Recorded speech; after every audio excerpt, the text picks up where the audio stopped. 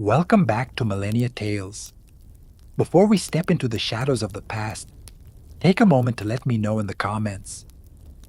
Where in the world are you tuning in from tonight? Tonight, we are leaving the noise of the modern world behind to uncover the hidden side of the Middle Ages.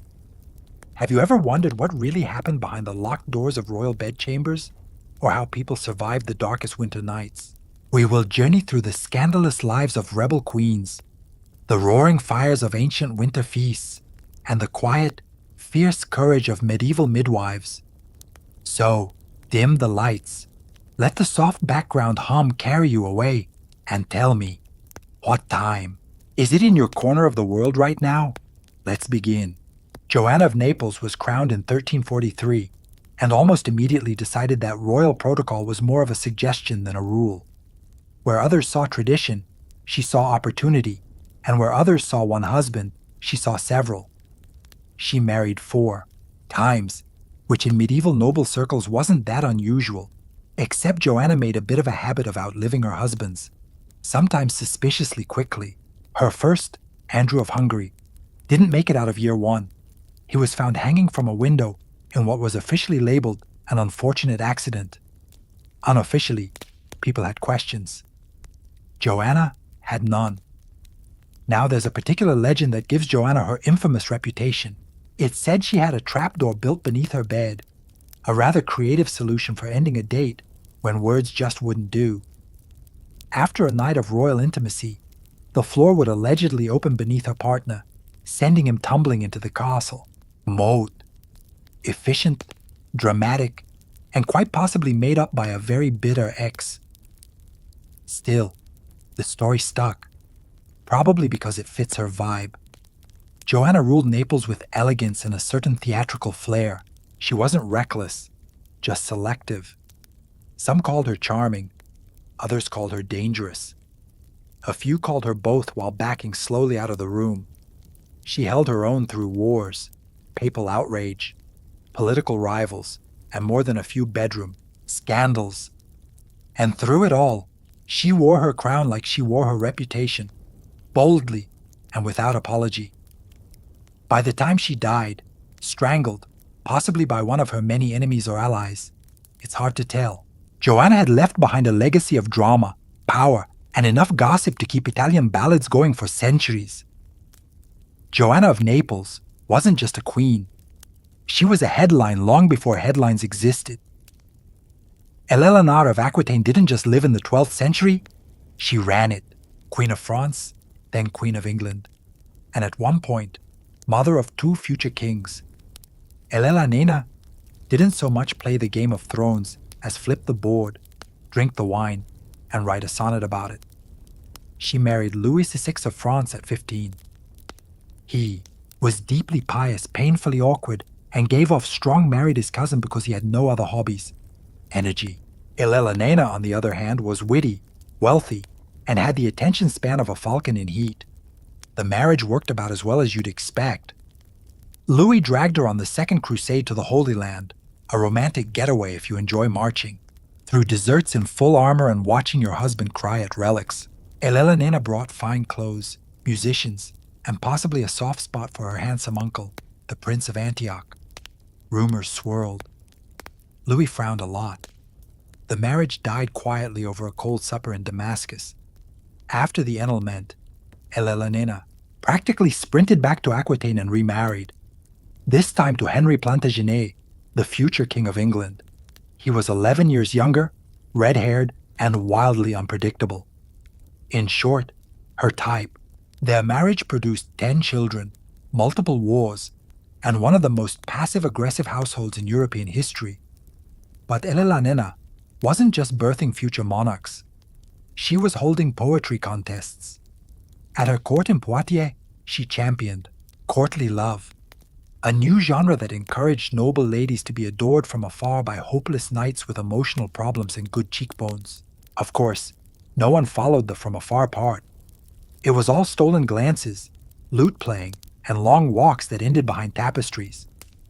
Eleanor's court became the go-to destination for nobles with more passion than impulse control. When Henry's Wandering eye got tired of monogamy and of Eleanor. She responded the way any good mother would, by helping her son stage a full rebellion against him. He was not amused. She was placed under castle arrest for 16 years, which for Eleanor just meant more time to write letters, sip wine, and plot vengeance through her children. Margaret of Burgundy wasn't the kind of queen you'd expect to cause a national scandal.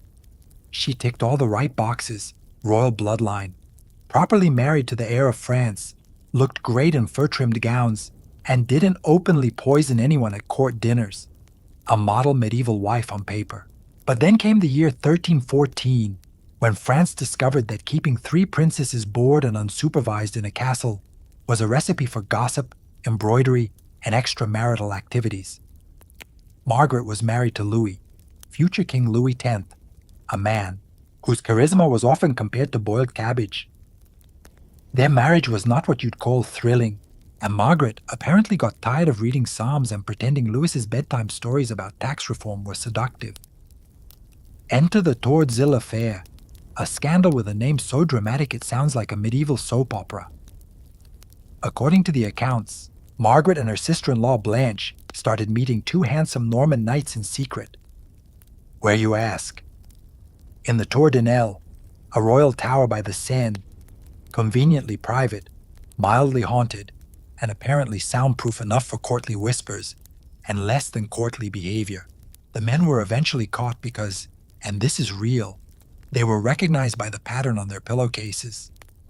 Royal servants noticed the knights had luxury linens identical to those used in the princess's chambers. That's right. The downfall of a queen was triggered by medieval pillow theft. No espionage, no poison, just bad laundry choices. King Philip IV, Margaret's father-in-law and reigning monarch, was not amused. The knights were tortured and executed publicly and with dramatic flair. As for Margaret, she was thrown into prison at Chateau-Gaillard, a place about as cheerful as its name isn't. She died there 2 years later, either from illness, suffocation, or the fact that her husband wanted a clean slate before becoming king. Medieval history is fuzzy on the details and suspiciously quiet about whether the pillowcases were returned. Margaret's crime wasn't politics, witchcraft, or treason. It was being a little too charming in the wrong tower, with the wrong men on, the wrong linens. And in medieval France, that was enough to get you erased. Isabella of France had everything a medieval queen could want: royal blood, a crown, expensive French shoes, and a husband she couldn't stand. She married Edward II of England in 1308. He was tall, handsome, and more emotionally available to his male favorites than to his wife, which in a royal marriage was complicated. From the beginning, Isabella had competition. Edward was already very attached to one Piers Gavariston, a charming knight with a flair for fashion and the political tact of a fruit bat. Edward gave him titles, land, and the kind of attention most wives had to work years to get. At the coronation banquet, Gaveston wore more jewels than Isabella. She noticed. Gaveston was eventually exiled, recalled, exiled again, and then beheaded by annoyed nobles who were deeply unimpressed with his eyeliner and smugness. Isabella might have shed a royal tear, or not, but just when you think the marital drama peaked, Edward replaced Gaveston with Hugh Despenser, a man so greedy and unpopular, he made Gaveston look like a picnic. Despenser wasn't just in the king's bedchamber. He was in the treasury, the council, and every single noble's bad dreams. He exiled Isabella's allies, seized her lands, and insulted her in public. Bold strategy, insulting the queen, historically unwise.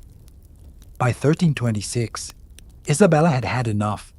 She took her son, the future Edward III, and fled to France under the pretense of diplomacy.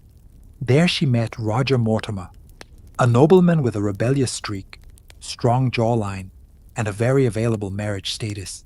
Together, Isabella and Mortimer launched a full invasion of England. Yes, really. A queen invaded her own country with a boyfriend and a teenage son in tow. It worked. Edward was captured and deposed. And then the rumors started. Edward II died in prison under mysterious circumstances. One particularly graphic rumor suggests a red-hot poker was involved.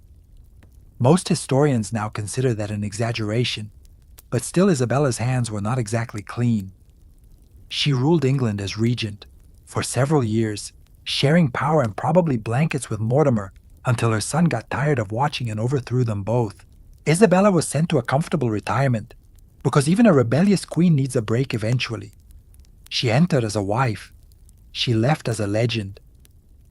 Agnes of Navarre was born into poetry, politics, and passive-aggressive dynasties. As the daughter of a king and sister to a troubadour queen, she was raised in a world where words were sharp, alliances sharper, and a well-placed romantic affair could fix almost anything, or ruin everything. She became Queen of Aragon through marriage to King James II's grandson, which sounds nice until you realize her new husband, James IV, was already halfway to lunacy. And not the fun, artistic kind, more like the wakes up screaming and accuses, the curtains of treason kind. Agnes responded to this situation the way any self-respecting medieval noblewoman with no options would, by turning her affections elsewhere, quietly, repeatedly, and with an apparent eye for variety. Her list of alleged lovers included knights, courtiers, musicians, and possibly a monk who was terrible at vows.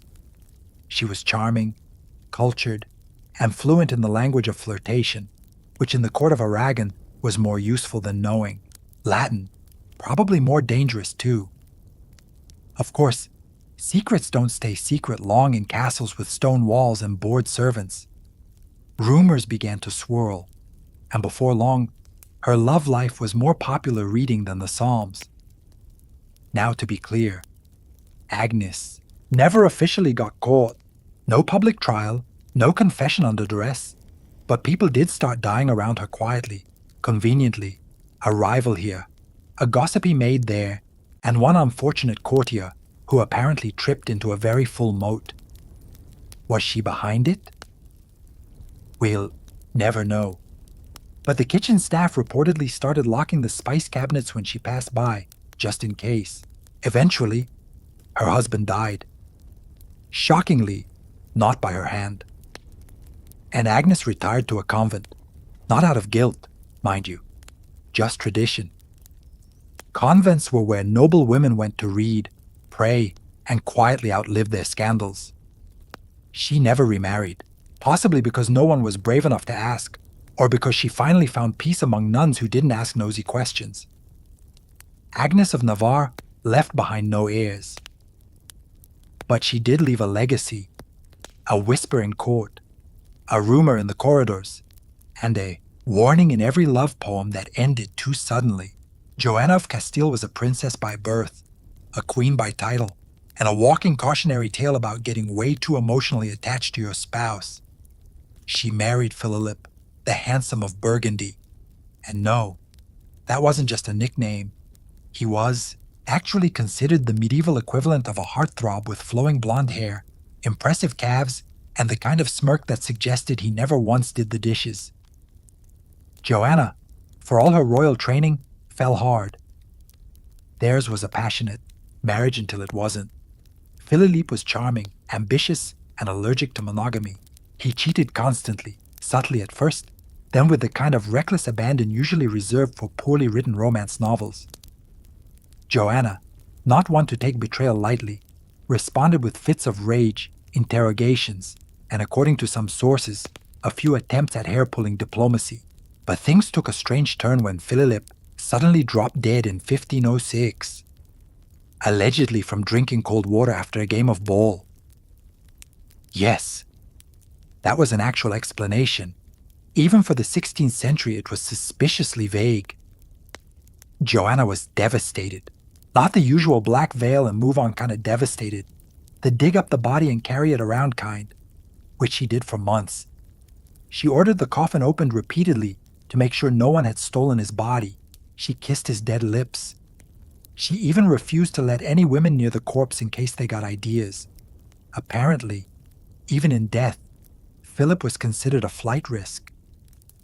Joanna traveled across Castile with the coffin, stopping at monasteries insisting on sleeping next to it. And according to some rumors, possibly even with it, the chroniclers got vague right around that part. Whether out of respect or sheer discomfort is unclear. People started whispering. Couriers panicked. Her father, Ferdinand, eventually declared her insane and locked her in a convent for the next 46 years. A record even among emotionally intense queens. Now, was Joanna truly mad, or just a grief-stricken woman clinging too tightly to the one man who truly let her down? Historians debate it, but either way, she remains one of the few medieval queens known more for her post-mortem romance than for anything she did with the living. First things first. No, Catherine the Great did not die while attempting intimacy with a horse. But the fact that we even have to say that should give you an idea of how wild her reputation became, and how hard the 18th century gossip machine worked over time once she annoyed the right number of people. Catherine was technically outside our medieval range, but she earns her spot here on sheer scandal density alone. Born a minor German princess, she married into Russian royalty and soon realized that her husband Peter III was less a czar and more of a grown child with military toys and a concerning fondness for Prussia. He preferred playing soldiers to running an empire, or frankly spending time with his wife. So Catherine, as any ambitious woman in an ice-cold marriage might, looked elsewhere.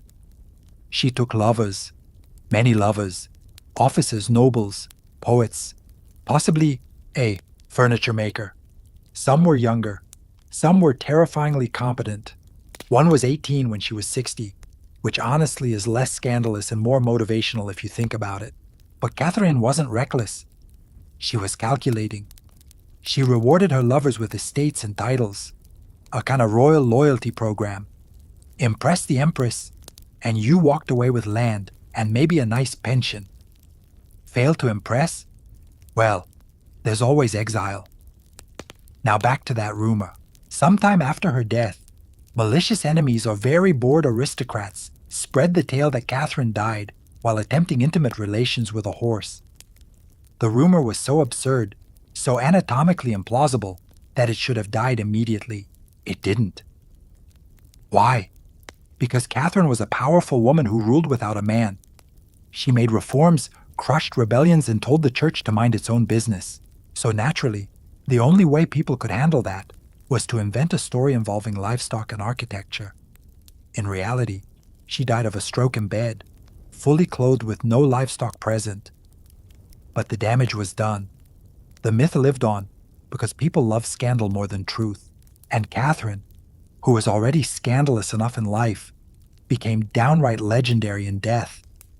She may not have slept with a horse, but she absolutely rode history like she owned it. If you thought medieval queens just sat around doing embroidery and sighing by candlelight, allow us to introduce Fredegund of Neustria, a woman who believed strongly in marital duty, royal dignity, and stabbing her enemies in the neck. Born a servant, Fredegund rose through the ranks with the kind of efficiency that usually requires either extreme charisma or a body count. In her case, it was both. She caught the eye of King Chilperic I of Neustria, a Frankish king who already had a wife, but not for long. His first queen mysteriously died shortly after Fredegund entered the scene. Shocking truly. The second wife, Galvinthder, was found strangled in her bed not long after marrying Chilperic. Fredegund, by then firmly in the king's favor, denied involvement repeatedly. With that classic, I may be holding a pillow, but that doesn't prove anything. Tone. Once married to Chilperic herself, Fredegund didn't calm down. She escalated like a lot. She was known for keeping a knife under her pillow. Not symbolically, literally. This was a woman who treated bedtime like a potential crime scene. Political rival poisoned. Bishop says something rude. Disappears mysteriously. Servant gets too gossipy. Oops, dead again. Her feud with Brunhilde of Australasia, her sister-in-law, became the stuff of legend. The two women spent decades waging what was essentially a royal mean girls' war, but with more assassinations. Fredegund once sent a hired killer to murder Brunhilde's son during Mass. Subtlety was not her strong suit, Even after her husband's own very suspicious assassination, Fredegund ruled as regent for her son Clothar II. She handled diplomacy, crushed rebellions, and probably stabbed at least one more person during a dinner party. She wasn't just feared, she was respected, mostly out of fear, and yet somehow she died peacefully in bed, which feels like a clerical error in the grand script of her life. Fredegund didn't just sleep with knives, she was the knife, sharp, cold, and always ready. She makes most other queens on this list look like they were playing with wooden spoons. Anne Boleyn wasn't born to be queen, she was born to be noticed. Smart, stylish, and fluent in the delicate art of eyebrow archery.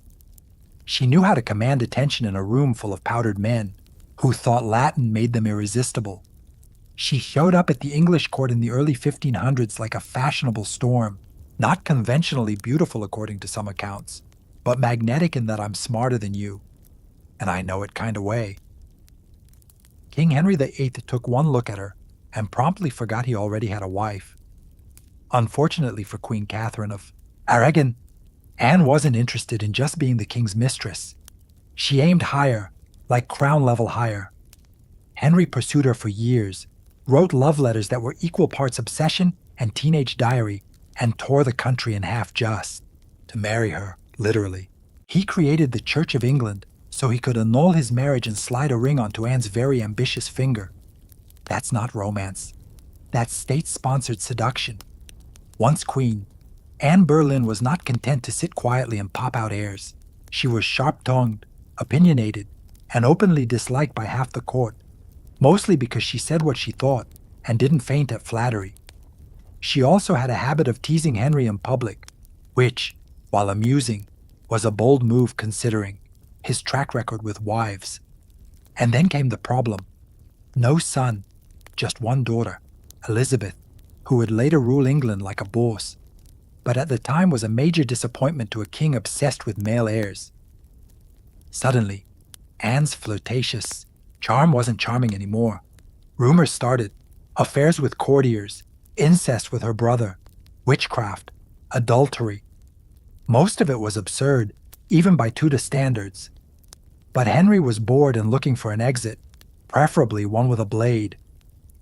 She was arrested, given a trial that would have made a kangaroo blush, and executed by a French swordsman specially imported for the occasion.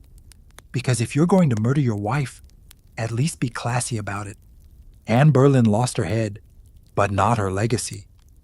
She remains the queen who played the long game, won the throne, and lost everything. All because she dared to say no before she said yes. Some queens rise through scandal, some through seduction, and then there's Christina of Denmark, who rose through self-preservation and the ability to deliver a verbal slap without smudging her lipstick. She was born into Danish royalty in 1521 and married off young. Standard procedure in the 16th century, where teenage girls were basically walking diplomatic treaties in velvet gowns. Her husband, the Duke of Milan, died shortly after, leaving Christina a widow at age 16, which for a noble woman was kind of the dream. Wealth, independence, and nobody trying to explain taxes to you over dinner. Enter Henry VIII, recently single, extremely impatient, and already one wife down, and Berlin was still cooling off, so to speak. Naturally, he sent a portrait painter to capture Christina's likeness and assess her suitability, and Christina, being politically savvy and not at all eager to become wife number 3 or target number 3, looked at the proposal and famously replied, "If I had 2 heads, I would happily put one at the disposal of the King of England. That's not just a rejection. That's a roast that should be carved into marble." Henry was reportedly not amused. He still pursued her for a while, because nothing says romance like ignoring a diplomatic insult and pushing forward with marriage negotiations anyway. Christina, however, remained firmly unenthusiastic, possibly because she enjoyed breathing. Instead of becoming Queen of England and possible execution number 3, Christina chose a much safer route, marrying a duke who didn't behead people over breakfast. She lived comfortably, ruled wisely, and kept her neck attached for the rest of her life, which historically speaking is a win. She later acted as a regent, dabbled in military strategy, and continued to collect portraits because sometimes it's nice to be admired without a proposal from a man with a sword fetish. Christina never made it to the English throne, but her quote became legendary. She's proof that sometimes the most powerful move isn't taking the crown, it's dodging it entirely, preferably while delivering a line so cutting it leaves historians giggling. 500 years later, Maria of Portugal started her royal journey like many noble women of her time. Reluctantly married to a man twice her age, expected to smile politely, and ideally produce an heir without asking too many questions. She married Alfonso XI of Castile, a king with battlefield glory, an ego the size of Toledo, and a mistress he openly preferred, not just behind closed doors. He flaunted his love of Leonor de Guzman like a trophy wife with a better backstory. Maria, understandably, was less than thrilled. She gave him a legitimate heir, the future Peter the Cruel, while Leonor gave him 10 illegitimate ones and got most of the royal affection, perks, and housing benefits. After Alonso's death, Maria finally got her moment. She returned to Portugal with her teenage son Peter and did what any bitter sidelined queen might do, obsessively cling to her boy like he was both emotional support and revenge strategy. Historians politely call it overprotective. The less polite ones raise their eyebrows and point to the strange intensity of their relationship. Peter grew up, fell in love, and married his longtime mistress, Ines de Castro. Maria did not approve. Some say it was because Ines was of lower nobility. Others say it was because she didn't want to share Peter with any woman who wasn't Maria herself. Either way, things escalated fast. According to one dramatic version of events, Maria encouraged Enz's assassination, and Peter, after Enz was murdered, responded by declaring her his wifely, digging up her body, placing it on the throne, and forcing nobles to kiss her rotting hand. You know, a completely measured royal response. Did Maria actually mastermind the killing? Maybe. Maybe not. But her name was definitely whispered behind palace curtains for years. Later in life, she withdrew from politics and may or may not have started referring to herself as Empress in private. There's no proof she went fully mad, but she did spend a lot of time staring out windows and writing letters no one read.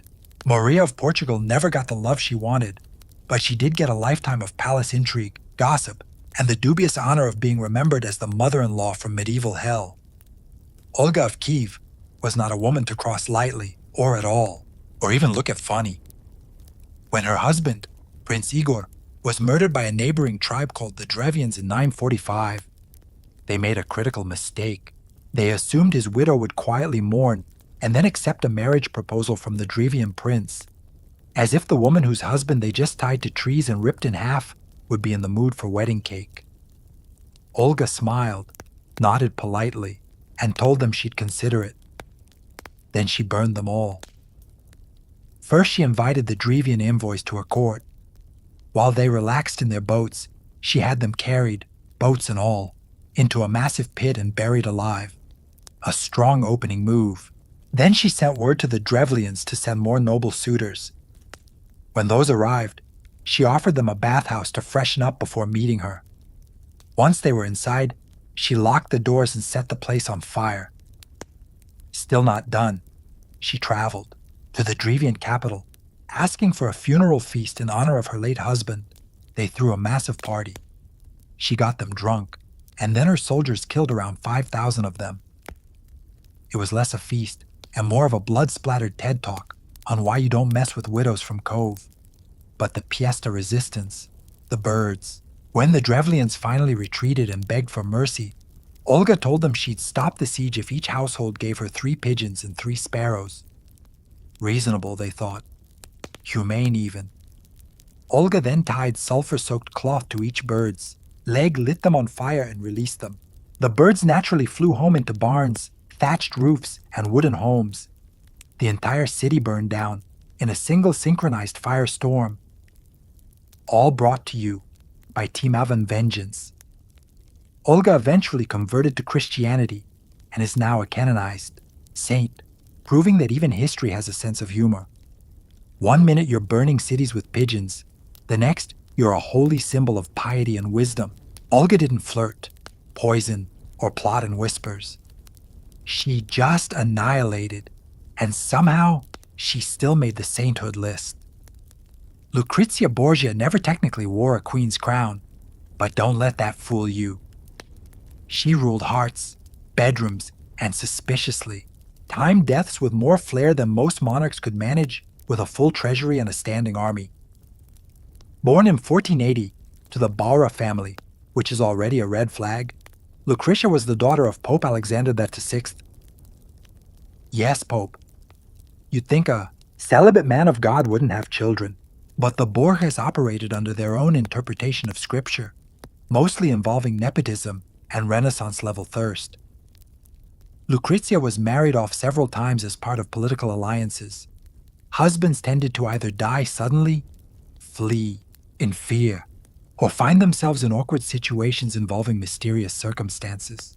One poor soul, Giovanni Forzer, claimed he was pressured to annul their marriage due to non-consummation. In other words, the family publicly declared he was too boring in bed for Lucizia's standards. Subtle, they were not. And then there were the rumors. Oh, the rumors. That she wore a hollow ring filled with poison. That she had an affair with her brother Cesure. That she gave birth to a child whose parentage was listed as unknown, possibly even the Pope himself. Medieval gossip didn't dabble in subtle implications. It sprinted straight into full-blown soap opera territory. Was any of it true? Probably not. But that didn't stop the whispers. Lucrezia was beautiful, intelligent, fluent in multiple languages, and knew how to throw a party, which in 15th century Rome meant orgies, politics, and maybe a little light homicide for flavor. Despite the chaos surrounding her, Lucretia later settled into a quieter life as Duchess of Ferrara. She ran a successful court, supported the arts, and spent more time reading poetry than plotting murders. It's almost disappointing, like watching a lion take up gardening. But the legend of Lucretia never died. The Borghese name still drips with scandal, and she remains its most glamorous ghost, equal parts reality and very well-dressed myth. In the end, Lucretia's greatest weapon wasn't poison or seduction, it was ambiguity. And history, as always, ate it up. Wetian began her imperial career the traditional way as a teenage concubine to Emperor Tang of the Tang dynasty. She was one of many, pretty, polite, and quietly observant. She also played the long game like it was a board sport with no rulebook. When the emperor died, Wu, like all concubines without children, was sent to a Buddhist convent to live out her days in quiet reflection. Wu reflected, then plotted, then re-emerged. She somehow caught the eye of the next emperor, Tang's son, Gozong. Yes, she seduced her former stepson. Yes, that's exactly as awkward as it sounds. She returned to court, this time with upgraded ambitions and significantly fewer illusions about loyalty. Once she became empress, Wu began clearing the imperial court like it was spring cleaning with execution warrants. Rivals removed, political threats, exiled, framed, or turned into cautionary tales. Even her own children weren't safe. She was rumored to have smothered her infant daughter just to frame the previous empress. That might sound extreme, but Wu didn't dabble in subtlety. She preferred results. Eventually, when Emperor Gaozong fell ill, Wu ruled through him, around him, and in spite of him. After his death, she made her next bold move, becoming the first and only woman to declare herself Emperor of China in her own right. She didn't rule from behind a veil or through a regent. She sat on the throne, wore the robes, and signed the Hao decrees. The Confucian scholars had a collective breakdown. Wu did not care. Under her reign, the empire thrived. Agriculture improved, education expanded, the civil service grew, but so did the number of accidental deaths at court and mysteriously silent dissident. And yes, the rumors followed. Secret lovers, sexual manipulation, murder by golden box, orgies in the palace. You name it, someone accused her of it. A woman in power couldn't possibly be competent, they reasoned. It had to be sex magic. Wu ignored them all. She died in her 80s. Rare for an empress. Rarer still for a woman who ruled directly for over 40 years and made it look easy. Queen Tamar of Georgia ruled during what historians call the Georgian Golden Age. But if you believe the court poets, it was also a time of spiritual enlightenment, epic war victories, and extremely poetic pillow talk. Crowned King of Kings, yes, king. In 1184, Tamar wasn't content with being a queen in name only. She styled herself as the sovereign ruler, not just the royal accessory to her husband. And when her nobles tried to saddle her with a politically safe marriage, she politely chose a drunken Russian prince with questionable hygiene, married him, and then promptly exiled him when he misbehaved, which he did a lot. After that, Tamar ruled solo. Georgia expanded its territory, flourished economically, and produced so much court poetry it could have flooded the Black Sea with verses about love, loyalty, and the divine glow of our glorious queen's cheekbone. Now here's where things get interesting and just a little bit spicy. Tamar's court poets, particularly Shota Rustelli, wrote epic romances so passionately devoted to her that modern scholars have raised an eyebrow or two. Here's the Knight in the Panther's Skin tells the story of a queen who rules all men, inspires blind devotion, and may or may not resemble Tamar with slightly more metaphor. Of course, none of this proves anything, but rumors do linger that Tamar may have enjoyed more than just literary admiration from the men and possibly women at her court. Whispers about private retreats, discreet companions, and late-night conversations that didn't involve state policy float through medieval sources like delicate smoke no one wants to name. Despite the flirtations of history, Tamar was canonized as a saint after her death, which is impressive considering her reign included leading crusades, crushing rebellions, and allegedly sending ex-lovers off to monasteries for spiritual reflection. She died peacefully, surrounded by loyal nobles, and enough theological justification to make even the most poetic rumors fade quietly into myth. Tamar didn't need scandal to be remembered, but the possibility of one, that's what keeps her fascinating. If you think Christmas ends on December 25th, you'd be laughed out of a medieval tavern. Back then, the real party was only just beginning. In the Middle Ages, Christmas lasted 12 full days from the Nativity on December 25th, all the way to the Feast of the Epiphany on January 6th. And each of those 12 days had its own meaning, customs, and excuses for indulgence. The first day, Christmas itself, was solemn and sacred. But don't let the incense fool you. After weeks of Advent, which was basically medieval Lent with fewer snacks and more waiting, Christmas unleashed a flood of feasting, music, and merrymaking. The poor got to eat meat. The rich threw banquets that could bankrupt a small monastery, and the ale flowing like the Danube. The 12 days weren't just an extended dinner party. They were spiritual, theatrical, and frankly chaotic. Each day had different saints to honor. December 26th was St. Stephen's Day, when people gave food and charity to the poor. Think Proto-Boxing Day, but with more piety and fewer sales. December 28th was Holy Innocents' Day, a commemoration of the children slain by Herod, where some traditions even called for children to rule the household for the day. Yes, the kids were in charge, and that never ends well. By the time January 1st rolled around, the Feast of the Circumcision, everyone was too full, too drunk, and too tired to do much more than stumble through a Latin hymn and grab another roasted goose leg. But they pushed through to January 6th, Epiphany, which marked the visit of the Magi. That's when the 12th night came into full swing with masks, disguises, and the kind of role reversal where peasants played kings and kings pretended to enjoy it. For medieval folk, Christmas wasn't a single morning of wrapping paper and sugar crashes. It was a nearly 2-week blend of sacred devotion, rowdy excess, and social topsy-turvy. And if you weren't still partying well into the new year, were you even celebrating? Forget pine trees and plastic Santas. A medieval Christmas looked more like a pagan woodland rave than a cozy Hallmark special. Instead of tinsel, they decorated with ivy, holly, bay leaves, and mistletoe, all evergreen plants symbolizing eternal life, repurposed from earlier pagan winter solstice traditions. If it stayed green in December, it was getting hung on a wall. The real centerpiece, however, was the boar's head, not just as dinner, but as decoration. Picture this: a roasted pig's head with an apple in its mouth, paraded into the great hall on a silver platter, accompanied by minstrels singing the Bee's Head Carol, because nothing says Merry Christmas like a severed pig's face making eye contact with your guests. And speaking of halls, homes weren't cozy little cottages. The nobility celebrated in grand halls that echoed with the sounds of lutes, pipes, and the occasional inebriated monk belting out Christmas hymns.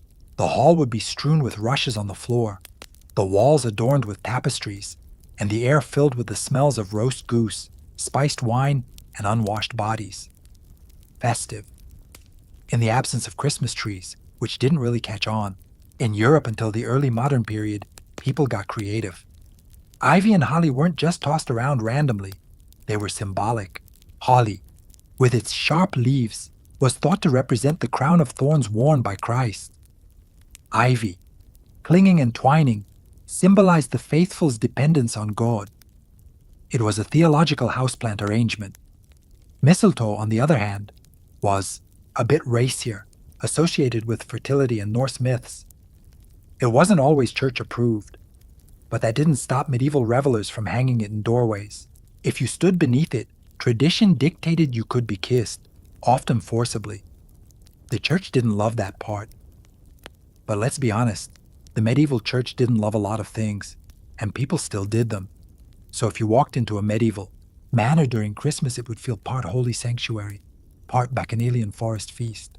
Evergreen boughs hanging from the rafters, candles flickering on long wooden tables, roasted meats sweating on trays, and someone trying to remember which corner had the mistletoe and which one had the chamber pot. In the Middle Ages, Christmas, feasting wasn't just a nice meal. It was an edible declaration of power, piety, and sheer gluttony. For the nobility, it was an opportunity to show off their wealth through a parade of absurdly over-the-top dishes. For the peasants, it was the one time of year they might get actual meat. Either way, everyone ate like tomorrow was doomsday, which, given the plague and famine situation, wasn't entirely irrational. The star of the show was often the boar's head. Yes, again, but that was just the beginning. Roasted peacock served, in its own iridescent feathers, swung glazed with spices, pies so large they could hide a live bird, and occasionally did. There were stews thick with root vegetables, half-baked bread, sweetmeats, pottages, and Saturnalia, elaborate edible sculptures made of marzipan, sugar, or dough shaped like castles, angels, or dragons. Medieval food wasn't subtle. And let's not forget the drinks. Was a hot spiced ale or cider was passed around in communal bowls. The word was literally meant be well or be in good health, but the effect was usually the opposite. Another favorite was hippoker, a spiced wine sweetened with honey and served warm. These drinks weren't just festive, they were functional. After weeks of Advent fasting, your stomach needed a little help handling the tidal wave of goose fat and barley bread. But these feasts weren't casual buffets. They were carefully staged performances. High-status guests were served first and seated closest to the fire. Lower-ranking folk got the scraps, unless you were at a monastery where equality was the rule. But the food was infinitely more boring. Still, even monks broke their vegetarian rules for Christmas. Nothing says baby Jesus is born like a leg of mutton and a jug of wine. Food was central to the medieval Christmas because it was rare to have so much of it. For much of the year, people scraped by on porridge and cabbage. Christmas was the moment the social contract agreed. Yes, let us all get uncomfortably full, together. And if you thought one feast was enough, think again. Each of the 12 days had its own meal, its own host, and often its own theme. By the time Epiphany rolled around, most celebrants were spiritually uplifted, emotionally drained, and physically bloated. If you think modern Christmas gets a little chaotic with family drama and overcooked turkey, the Middle Ages said, "Hold, my wasel." Enter the Lord of Misrule, a real position often filled by a fool, a servant, or some mischievous cleric chosen to oversee the Christmas revelries. His job: turn the world upside down and make everything delightfully inappropriate. The Lord of Misrule was the human embodiment of holiday madness. For the duration of the 12 days, he might preside over mock court sessions where people were tried for ridiculous crimes like stealing sausages or having an ugly hat. His court was filled with jesters, musicians, and other agents of mischief. This was licensed anarchy, wrapped in bells and tinsel. During his reign, hierarchies could be reversed. Servants gave orders, students punished teachers, choir boys dressed as bishops. It was part carnival, part spiritual exercise in humility. Medieval people believed that flipping the social order temporarily helped reinforce it in the long run. You let off steam for 12 days so the rest of the year could be nice and boring. Even monasteries weren't safe. Some churches elected a boy, bishop on December 6th, St. Nicholas Day, who led processions and delivered mock sermons. This wasn't just for laughs. It was symbolic. The child's innocent wisdom was seen as closer to divine truth. Also, it was hilarious to watch a 12-year-old try to pronounce incarnation. The Lord of Misrule also encouraged wild dances, drinking games, and bizarre costumes. In noble courts, people wore animal masks, cross-dressed, or dressed as devils, saints, or biblical figures, often all three in one room. Think of it like medieval Halloween with a Christmas playlist. Of course, the church had mixed feelings. Some clergy tried to rein it in, especially when the festivities got to. But they also understood that medieval life was hard, and letting people cut loose within limits helped keep the peace. Plus, even bishops liked a good fruitcake.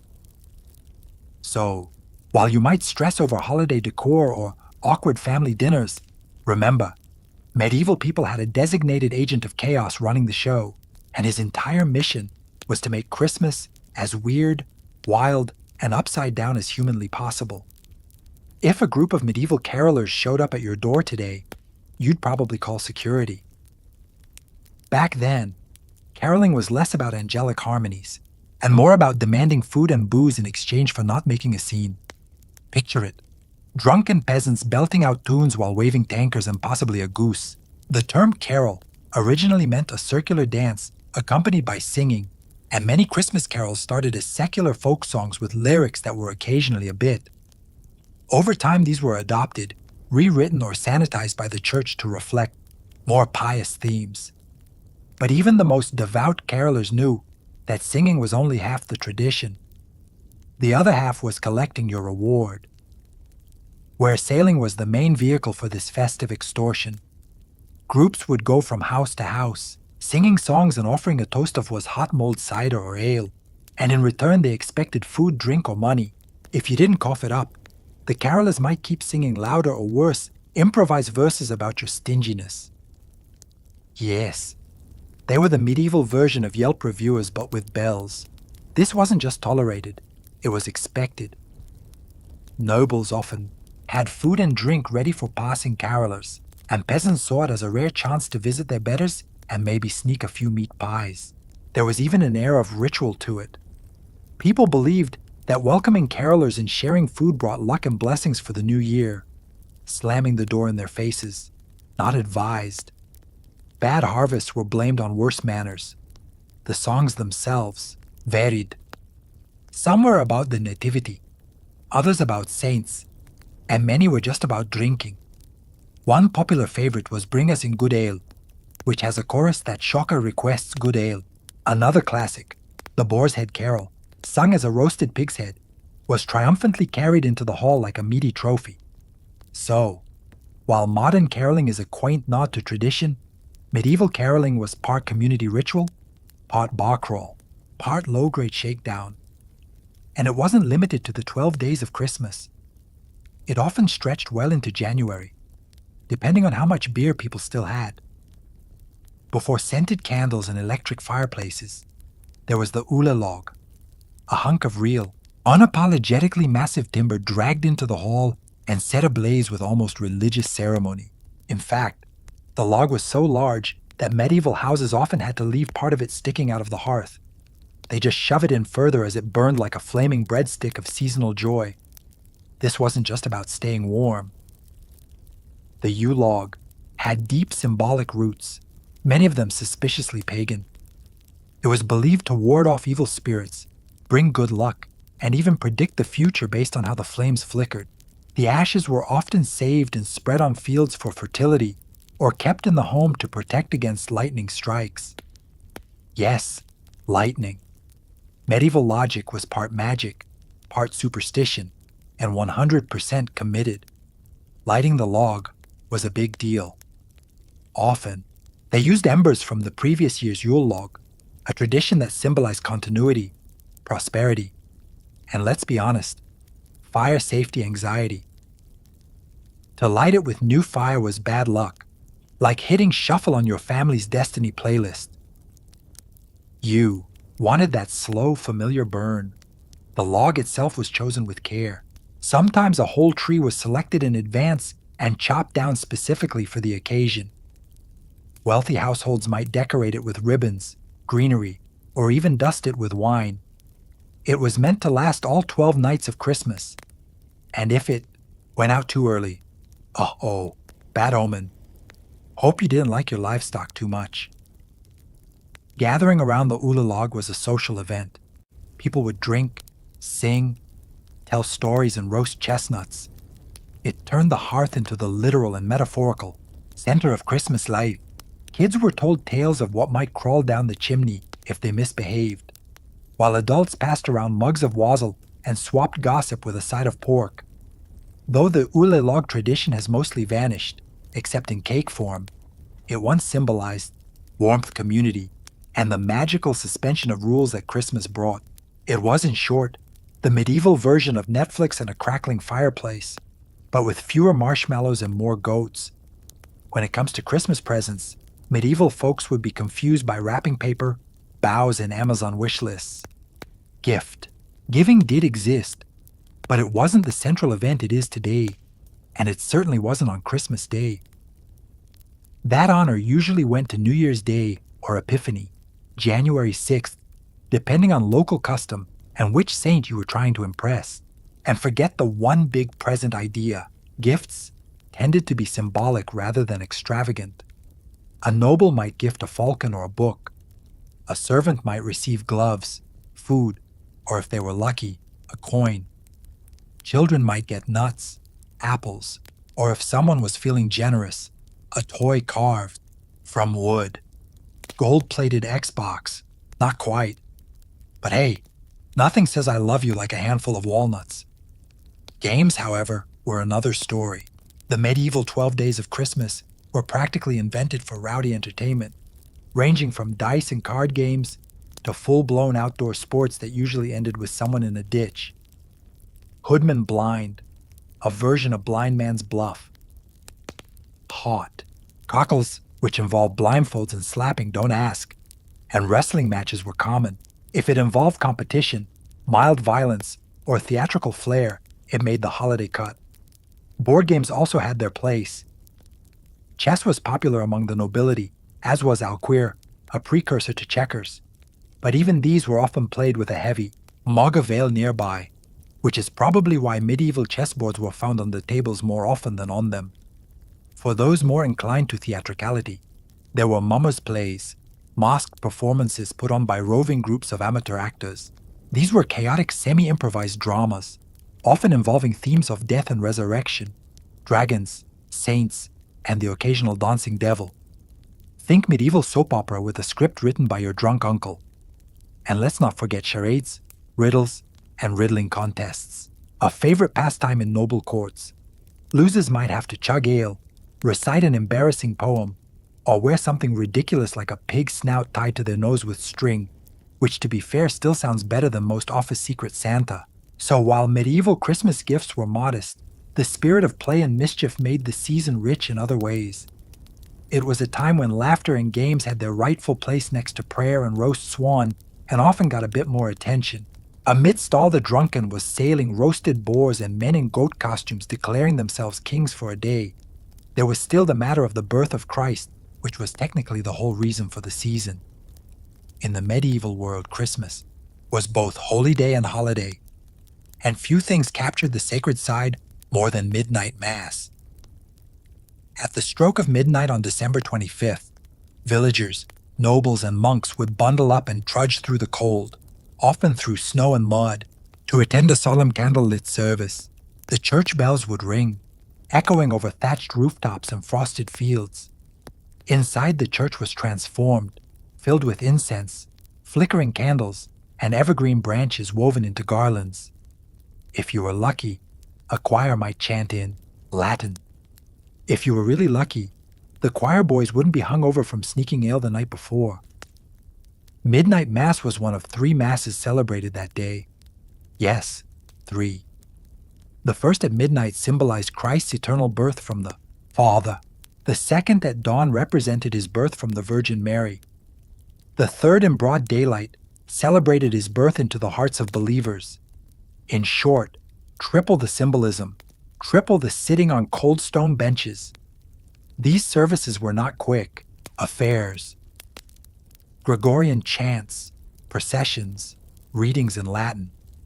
And for the illiterate masses, that meant a lot of standing, nodding solemnly, and trying to figure out which saint they were supposed to be focusing on. Still, it was a major communal event. Even peasants who rarely saw the inside of a church might show up for Christmas Mass, if only to feel connected to something divine between ale-fueled revelries. Churches often staged nativity plays complete with Mary, Joseph, angels, shepherds, and sometimes a real baby or a loaf of bread wrapped in cloth, depending on availability and baby willingness. These plays were meant to be reverent, but often ended up with comic relief, a tradition that continues to this day every time someone forgets their line or a sheep escapes. In a world where life was unpredictable, brutal, and short, Christmas, Mass offered something transcendent, a moment of peace, awe, and light in the darkest part of the year. It was the anchor that held the chaos together. That, and maybe one last round of mulled wine. After 12 days of feasting, singing, drinking, and institutionalized absurdity, the medieval Christmas season ended with a final bang. The Feast of the Epiphany celebrated on January 6th. It marked the arrival of the 3 magi or wise men who came bearing gifts for the newborn Christ. For medieval folks, it also marked the moment when you had to stop pretending that eating, swan in your underwear while watching Mass perform was normal behavior. Epiphany was a major feast day, nearly as significant as Christmas itself.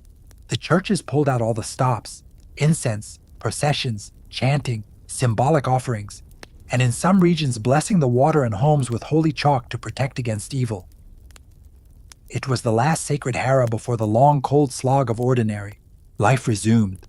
But don't worry, the chaos hadn't fully burned itself out yet. In many places, Epiphany featured the 12th night celebrations, which were the most raucous of all. There was music, masking, gift-giving, and sometimes full-on theatrical madness. A king and queen of the bean were crowned, chosen by who found a dried bean or pea hidden inside a cake. The lucky finder got to rule the feast, boss people around, and wear a paper crown. It was part satire, part social catharsis, and part excuse to yell, "All hail the pea queen." The food on Epiphany was as grand as ever. Roast meats, pies, and especially the 12th cake, ancestor to today's king cake, usually filled with dried fruit, sugar, and a few questionable surprises. At this point, everyone was bloated, possibly hungover, and vaguely aware that Lent would eventually ruin everything. For children, Epiphany was sometimes the day for receiving gifts, a reflection of the Magi bringing gold, frankincense, and myrrh. For adults, it was the last socially acceptable day to flirt with a jester or wear a devil mask to church. And when Assassinations, the feast was over. The decorations came down. The Yule log was extinguished, its ashes often kept for good luck, and people returned to their usual lives of toil, prayer, and trying not to die of dysentery. The medieval Christmas season was over. 12 days of inverted order, holy reverence, drunken misrule, and communal joy, gone until next year. But what a ride it was. Before Christmas, before oolalogs and gingerbread men, there was Saturnalia, the Roman festival so rowdy and upside down that it makes modern holiday office parties look like silent prayer, held in honor of Saturn, the god of agriculture, time, and generations.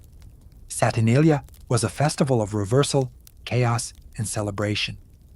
And it all began on December 17th.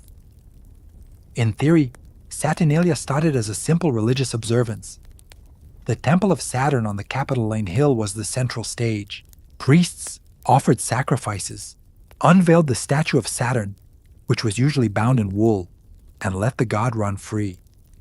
But by the time the Republic gave way to empire, the ritual had exploded into a citywide week of licensed misbehavior. Shops and schools closed. Public business ground to a halt. Courts refused to hear cases. Even the Senate found more excuses than usual not to show up. No wars were declared. No battles fought. For once, the Roman machine paused and everyone took a deep breath before diving headfirst into drunken feasting, dice games, and cross-dressing. And here's the fun part. The Romans loved role reversals. Masters served slaves. Senators wore silly hats. Everyone swapped their togas for colorful leisure wear called synthesis. Basically, ancient party robes. Even the usually rigid Roman class system got a temporary makeover. Freedmen mocked their patrons. Women played men in street skits. Slaves sat at banquets while their owners waited on them, all while pretending the world had always been this way. This wasn't just tolerated. It was ritualized chaos sanctioned by the gods themselves. Homes and public buildings were decorated with garlands, wreaths, and candles. There were no solemn hymns, only laughter, music, and the clatter of dice rolling on marble. People gave gifts, wax figurines, gag presents, and small tokens called sigillaria, the Roman equivalent of Secret Santa rogue. Saturnalia wasn't merely indulgent. It was Rome's way of pressing pause on the imperial rat race and letting people breathe, eat, gamble, mock the rich, and pretend just for a few days that time belonged to Saturn, not Caesar. If you were a Roman slave, there was one time of year when you could finally kick your feet up, sip some wine, and bark orders at your master without fear of being flogged. That time was Saturnalia. During this wild week of role reversal, the social order was flipped on its head, and no tradition captured that better than the moment masters served their slaves. It wasn't just symbolic. This was a full-blown ritualized inversion of power. Slaves could dress like free citizens, speak freely, crack jokes at their owner's expense, and even dine at the same table, or in many households at the head of it. Meanwhile, their masters were expected to serve them food and wine, play the fool, and generally pretend they didn't run the empire the other 358 days of the year. Some households took it further, holding mock elections to name a king of Saturnalia, often chosen from among the slaves. This temporary monarch had the power to command ridiculous tasks, sing a song about a goat, drink 3 cups of wine while standing on one leg. Think of it as a cross between a jester and a dictator, except with more garlands and fewer consequences. Was it all in good fun? Yes, but it was also deeply political and cathartic. In a society built on inequality, Saturnalia offered a rare moment for the powerless to push back, even if only in jest. For slaves, this wasn't just entertainment, it was relief, a temporary break in the grinding monotony of servitude.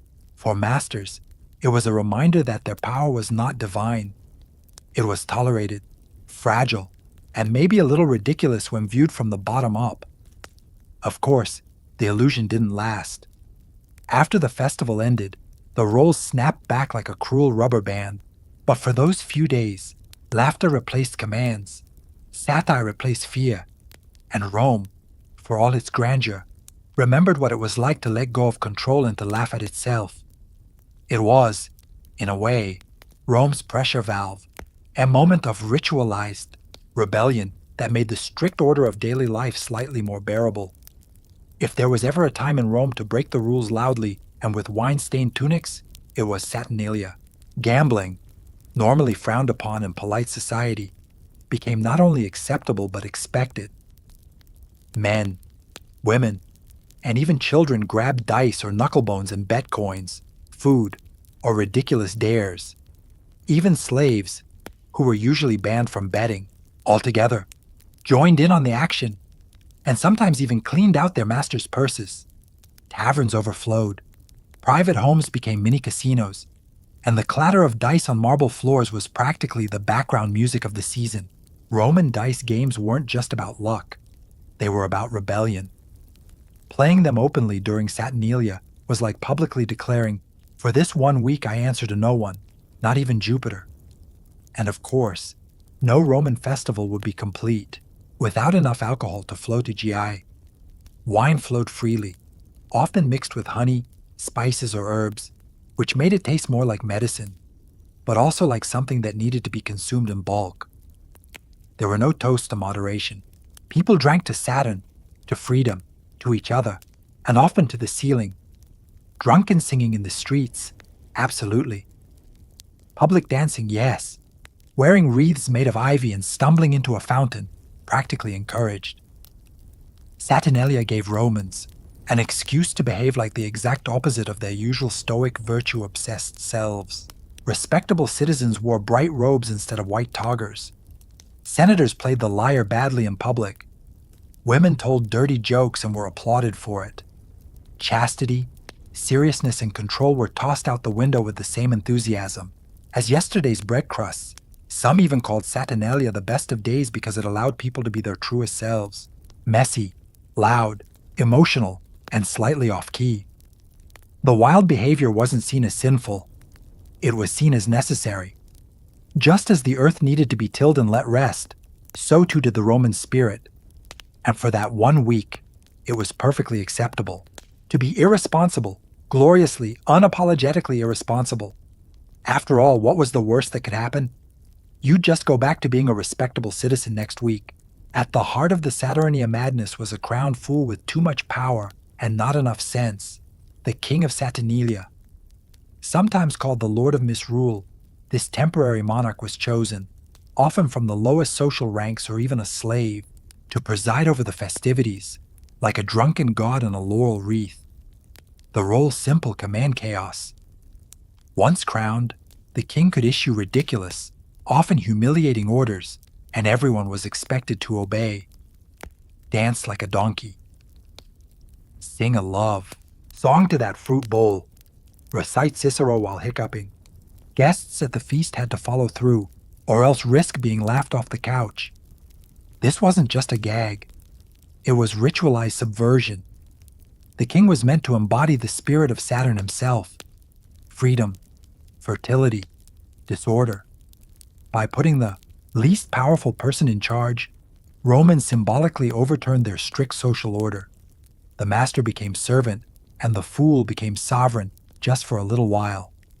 And in that topsy-turvy kingdom, the laws of dignity did not apply.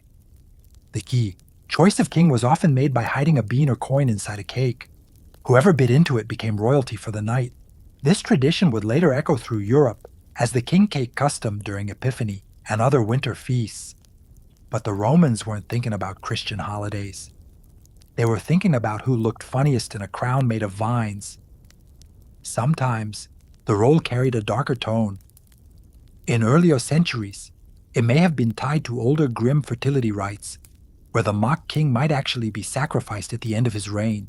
Thankfully, by the imperial period, the worst fate awaiting the king of Saturnalia was a pounding hangover and some very embarrassing stories.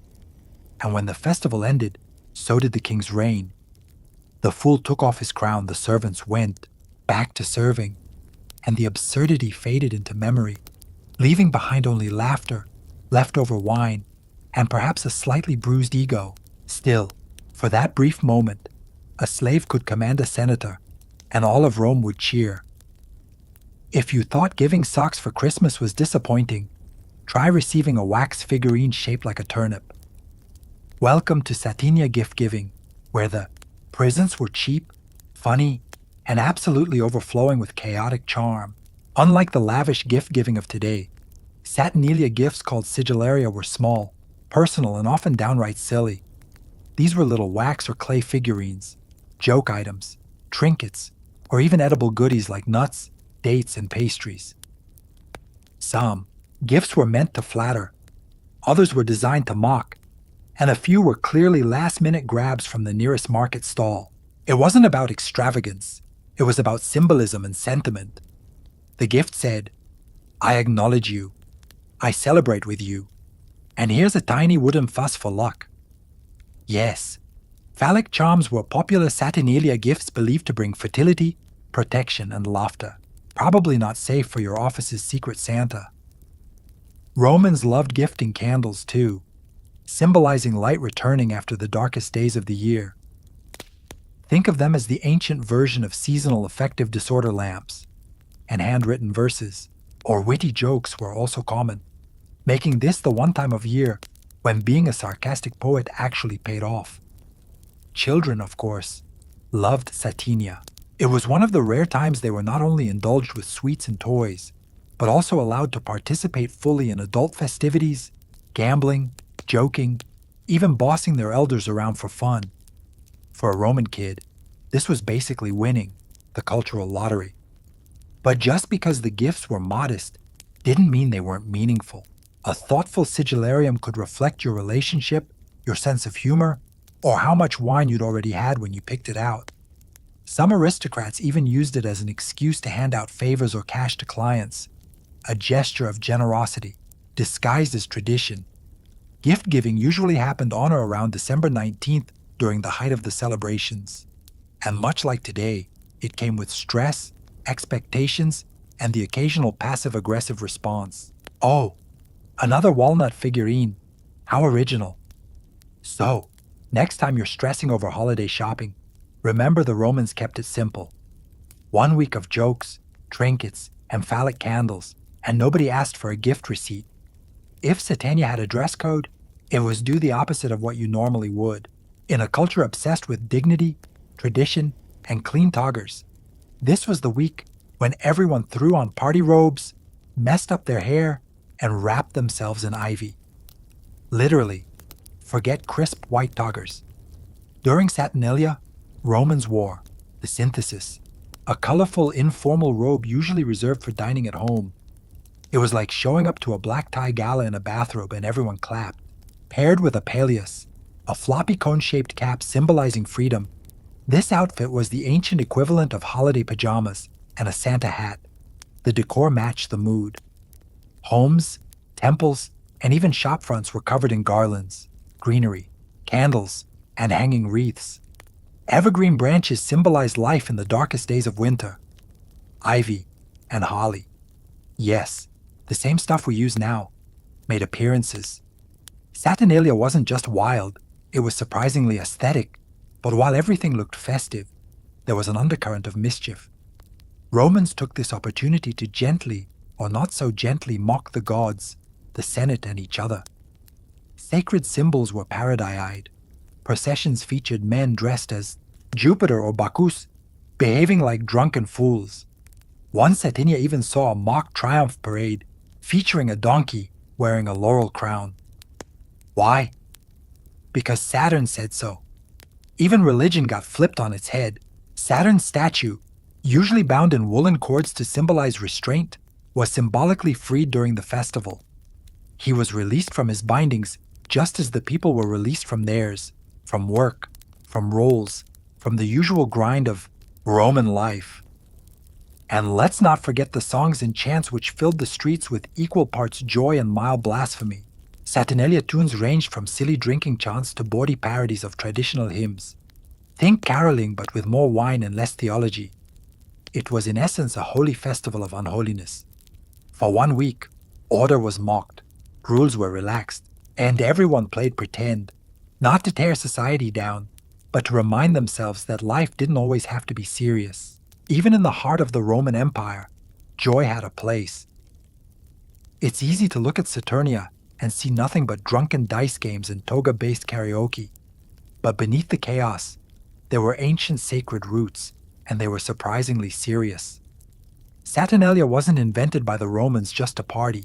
It evolved from deep agricultural and religious traditions tied to Saturn. one of Rome's oldest and most complex gods. Saturn was more than just the god of farming.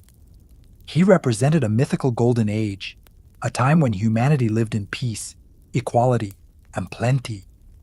There were no kings, no slaves, no wars, just free people farming fertile land under a just and generous deity. In that version of history, Saturn ruled with wisdom, and the world was fair. By the time Rome built the Temple of Saturn in the Forum in 497 BCE, the Golden Age was long gone, but people still longed for it.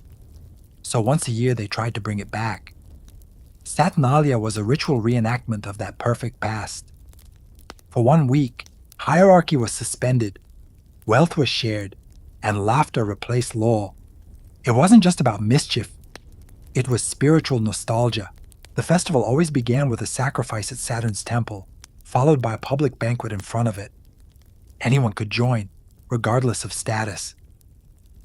Priests unveiled Saturn's statue, unbinding the woolen ropes that normally restrained it all year. This act of freeing the god symbolized the loosening of cosmic and social order, and served as the divine permission slip to go absolutely feral for the next 7 days. Even the date was significant. Late December marked the winter solstice, the darkest time of the year. Saturnalia welcomed the sun's return with light, fire, greenery, and joy. The candles that Romans gifted each other weren't just practical. They were symbols of hope and rebirth. So, while Saturnalia may have looked like an excuse to get drunk in public and shout at statues, it was also a sacred reminder, a glimpse, fleeting and chaotic, of the world as it once was or might be again. A world without class, without oppression, where freedom reigned and the gods walked among the people. When early Christians started carving out space for their own winter holiday, they faced a problem. Saturnalia was incredibly popular. You can try preaching humility and spiritual rebirth all you want, but if the neighbors are across the street wearing ivy crowns, gambling, and handing out nuts, people might start rethinking their weekend plans. So what did the church do? It borrowed liberally. While Saturnalia was gradually phased out as the empire Christianized, many of its traditions didn't die. They just rebranded. The date of Christmas, set on December 25th, conveniently overlaps with the Roman festival of Sol Invictus, the unconquered sun, which itself followed right on the heels of Saturnalia. Whether by coincidence or strategy, the timing aligned perfectly, and with that timing came some carryovers. Gift-giving Saturnalia decorating with greenery and candles. Saturnalia wearing silly hats and reversing roles in pageants. Saturnalia again. Even the boisterous communal feasting found its way into medieval Christmas celebrations, minus the public nudity most of the time. In fact, some early Christian leaders were furious about the overlap. They condemned believers for treating Christ's birth like a pagan party. St. Augustine famously warned against Christians celebrating with drunkenness and dancing. Spoiler alert, nobody listened. By the Middle Ages, elements of Saturnalia had merged seamlessly into Christmas customs. The Lord of Misrule in English Christmas, a direct descendant of the Saturnia king, the Twelfth Night revelry, straight out, of Roman winter feasts, and the tradition of exchanging gifts on or around Christmas was deeply rooted in the old Roman practice of handing out sigillaria during the festival. Even today, some Saturnalia echoes still linger in the chaotic family dinners, the laughter, the feeling of time off, and the idea that for a short while we all deserve joy and a bit of disorder. When the final dice clattered across the marble floor, the last goblet of wine was drained, and the king of Saturnalia stumbled off his makeshift throne, the Roman world faced a sobering truth. Saturnalia was over. As quickly as the chaos had begun, order snapped back into place. Masters reclaimed their authority. Slaves returned to their stations. Togas replaced the colorful synthesis robes, and Roman seriousness returned like a parent turning the lights on at a teenager's party. It was a jarring transition.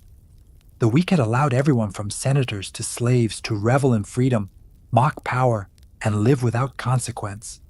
But Rome, for all its decadence, thrived on structure, and Saturnalia was never meant to destroy that structure, only to release the pressure that built beneath it.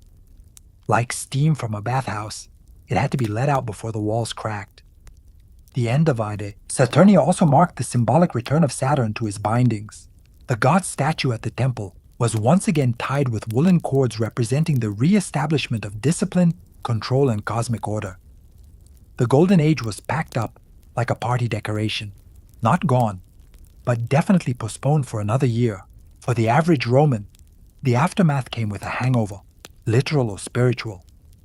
Some returned to their routines reluctantly, nursing sore heads and emptier purses after too many wages.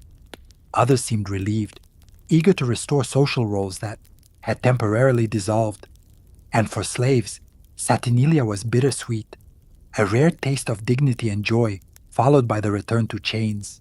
Writers like Seneca noted the excesses, while others like Macrobius documented the deeper meanings.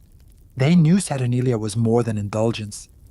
It was a reflection of Rome's strange genius, the ability to uphold authority while mocking it, to rule an empire while giving it 1 week to act like a drunken toddler. And yet, Saturnalia never truly vanished. Even after the rise of Christianity and the fall of the Western Empire, its spirit lingered, evolving, blending, transforming into the very DNA of our modern winter holidays, because every civilization, no matter how disciplined, needs a little chaos. And every calendar, no matter how strict, needs a week when the world turns upside down and laughs at itself. In the medieval world, there was no doctor waiting on horseback, no hospital wing ready with warm linens. When a woman went into labor, whether in a peasant's fell or a noble woman's chamber, it was the midwife who was called, often in the middle of the night, often with little notice, and almost always with life or death stakes. The midwife wasn't licensed, rarely educated in the formal sense, and almost never paid what she was worth. But in the eyes of her community, she was vital. Without her, birth was not only painful, it was lethal. In some villages, she might be the only person with any experience in childbirth, and even the parish priest wouldn't question her presence when the screams began.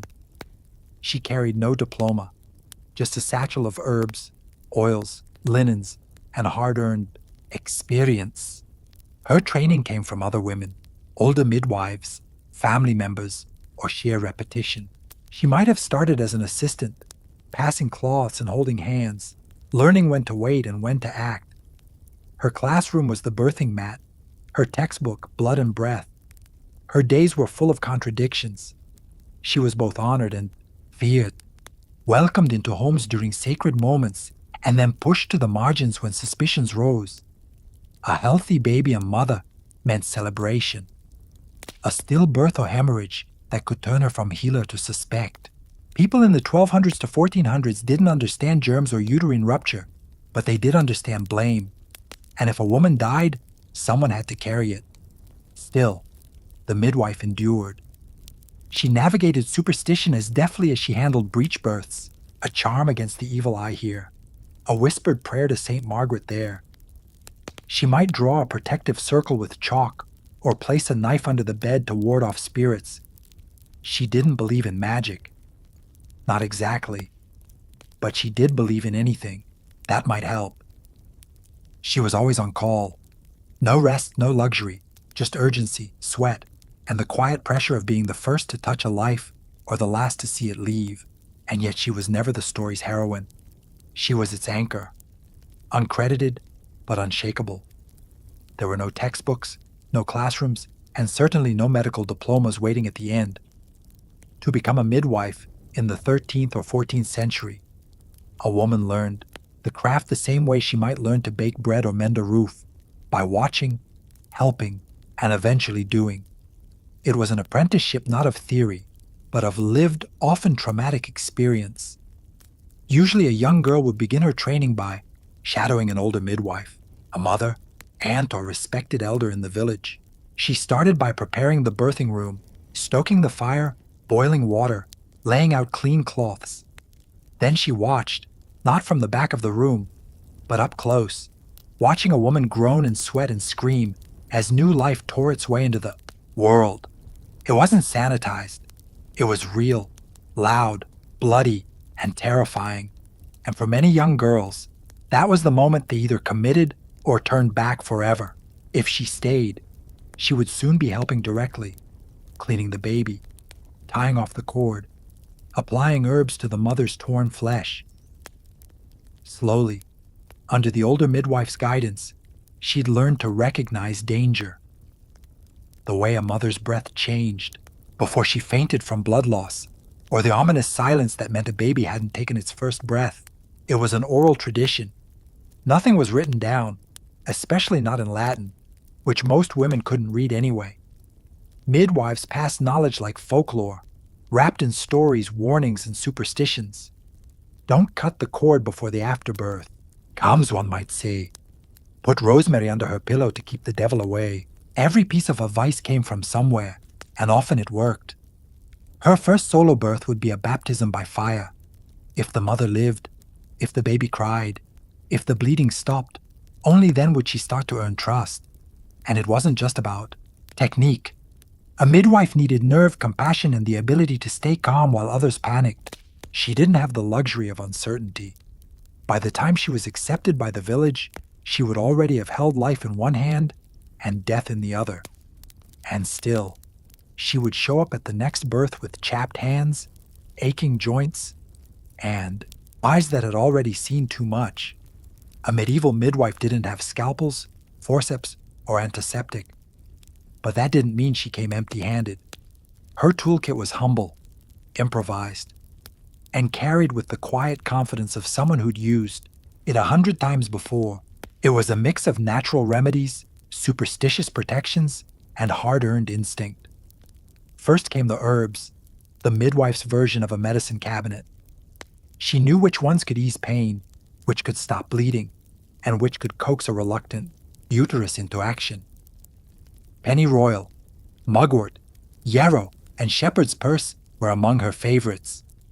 Boiled into teas, ground into pickuses, or burned for their aroma, each plant had its place. Some were genuinely effective, others more symbolic, but they were all part of the ritual. She carried swaddling cloths, often soaked in vinegar or wine to disinfect. Not that anyone in the 13th century understood bacteria, but they had noticed that wine seemed to help. She also brought oil, usually olive or almond, to massage the mother's belly or ease tearing. A small sharp knife or pair of shears was used to cut the cord, and if the child wasn't breathing, the midwife might suck mucus from its nose or swing it gently to stimulate a cry. Then there were the charms and talismans. Not everyone approved, especially the church, but most women preferred to hedge their bets. A small carved image of Saint Margaret of Antioch, patroness of childbirth, might be placed near the bed. Some midwives wore protective amulets around their necks. Others etched crosses into the lintel or slipped iron needles into the straw mattress to keep evil spirits at bay. Midwives also relied on positioning and touch. They learned how to feel the baby's position through the belly, how to turn a breech child by hand, and how to reposition a laboring woman to relieve pressure or restart a stalled birth. There were no fetal monitors, no ultrasounds, just intuition, observation, and deep physical familiarity with the female body.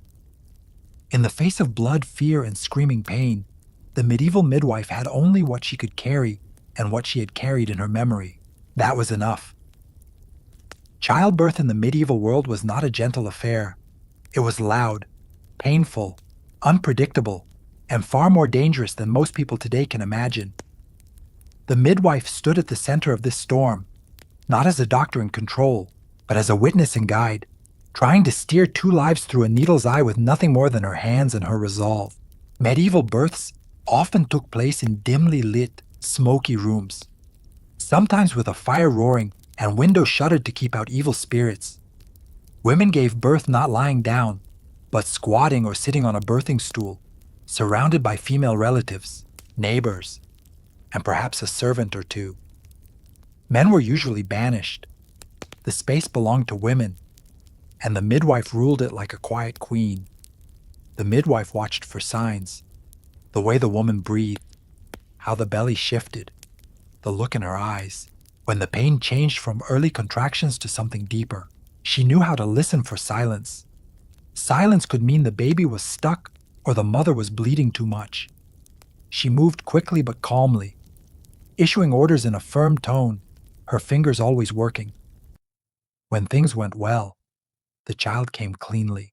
The mother's tears turned to laughter, and the room filled with relief. But often, the midwife had to act fast.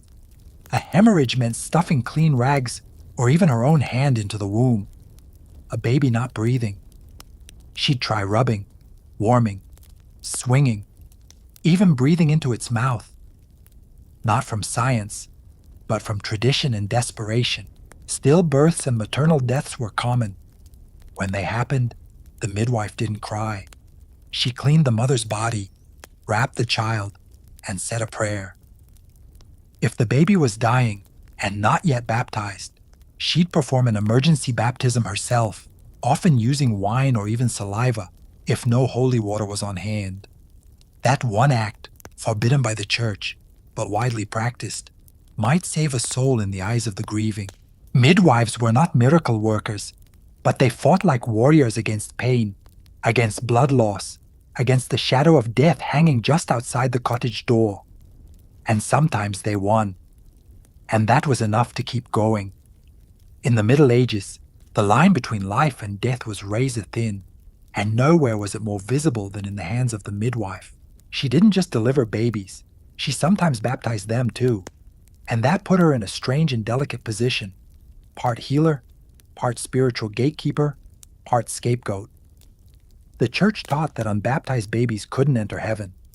They were doomed to limbo, not punished, but forever cut off from divine light. In towns where a priest might be several miles away or unreachable during a long winter night, the midwife was the only one present to act. And so if a baby emerged blue or not breathing, she would sprinkle wine, water, or even her own spit on the child's head and murmur the sacred words, "I baptize thee in the name of the Father, and of the Son, and of the Holy Ghost." Technically, this wasn't allowed. Baptism was a priest's job, but practically everyone looked the other way. It was better to save a soul than follow every rule. Still, the midwife's actions came at a price. If the baby died, baptized or not, and especially if the mother also passed, suspicion often followed. People might whisper, did she use the wrong herbs? Did she delay the birth? Was she in league with darker forces? The line between folk knowledge and witchcraft was as blurry as the boundaries of theology. And because midwives used herbal remedies, incantations and charms that weren't always sanctioned by the church, they were vulnerable to accusations. A woman who had saved dozens of lives could be turned into a suspect by a single bad outcome. Worse, if the baptism failed or wasn't performed at all, the grief of the family could curdle into rage. The midwife might be banned, punished, or even reported to local authorities. For many women in her role, especially in towns where superstition ran hot, just doing her job could put her at risk. And yet, she continued, because while everyone else panicked over theology, the midwife knew what really mattered. The scream of a living child, the rise and fall of a mother's chest, and the simple sacred relief of another soul safely born. The medieval midwife lived in a constant balancing act, not just between life and death, but between faith and suspicion.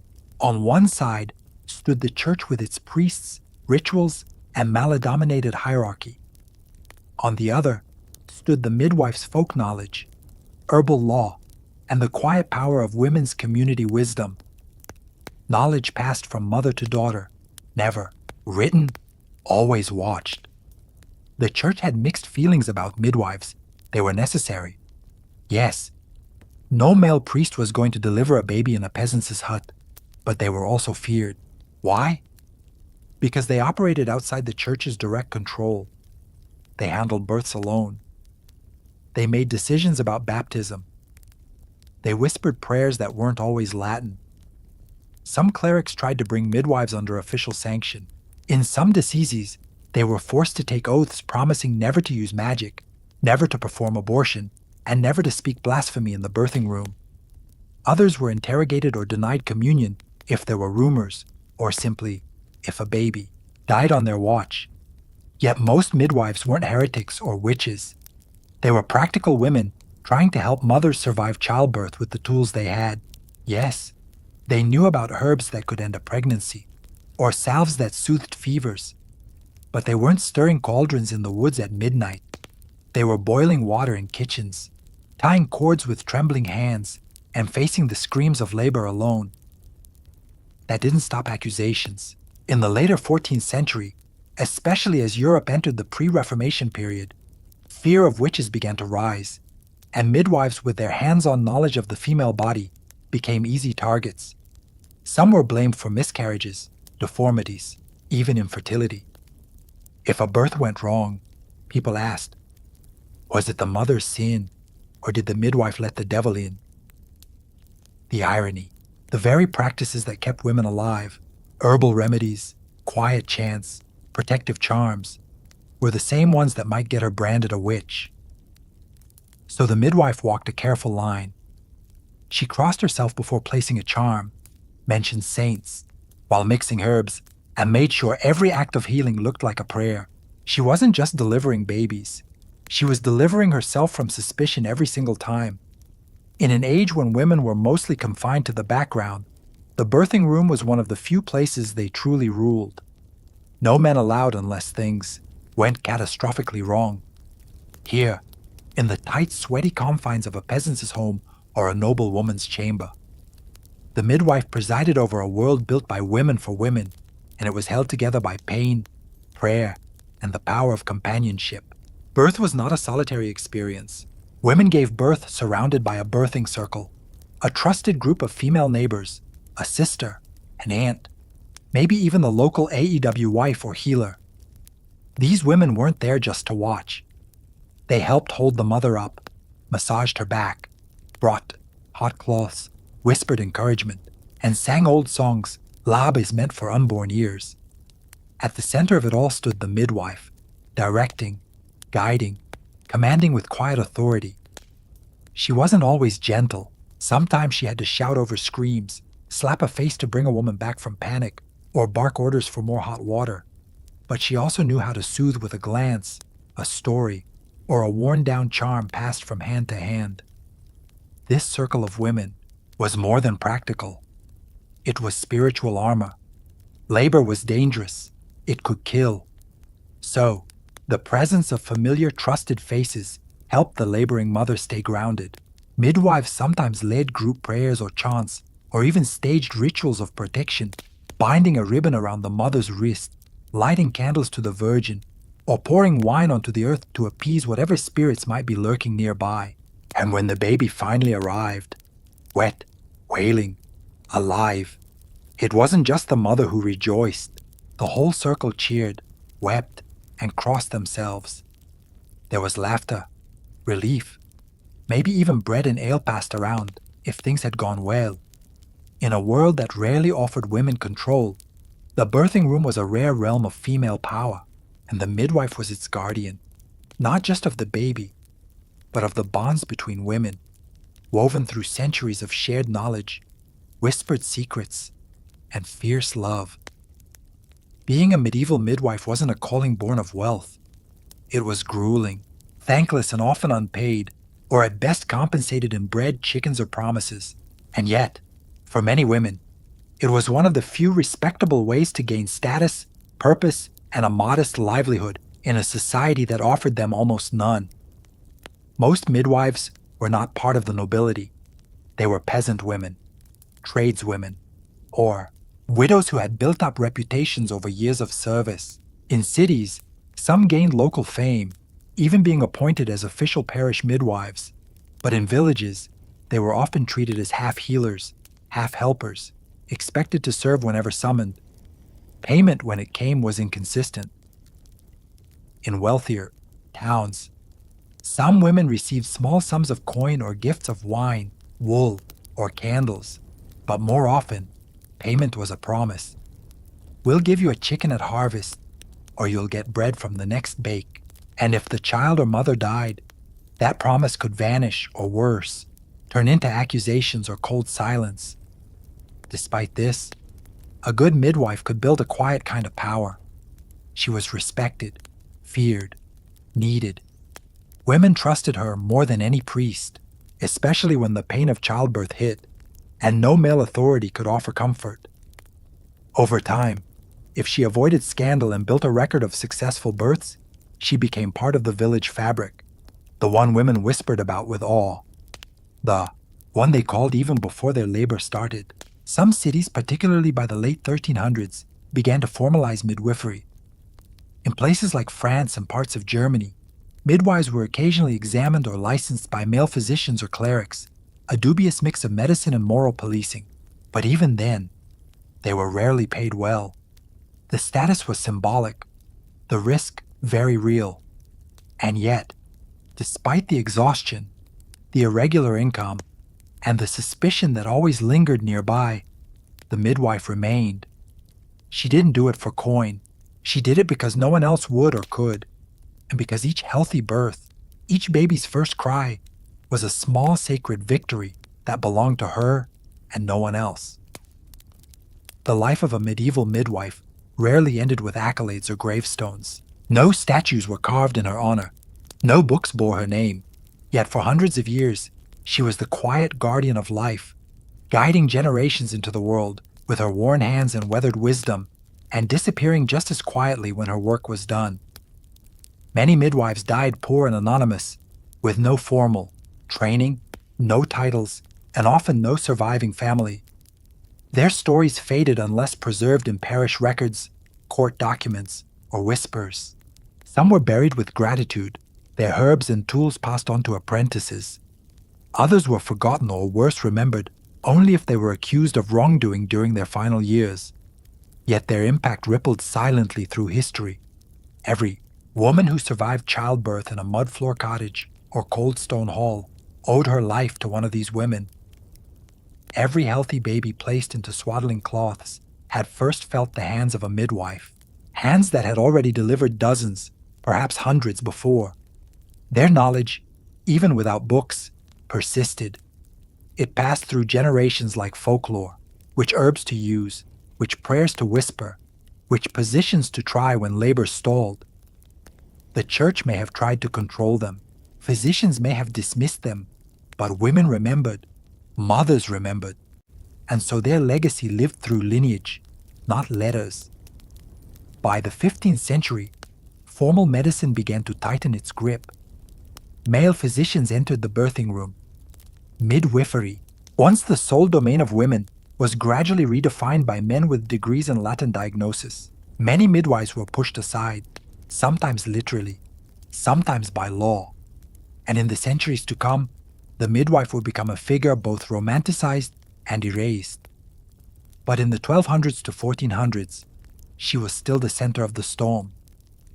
She walked through the blood and fear, the superstition and screams, and brought new life into the world. Not because she was invited by history, but because she was needed by life itself. And even though we don't always know their names, we remember what they did quietly, repeatedly, bravely.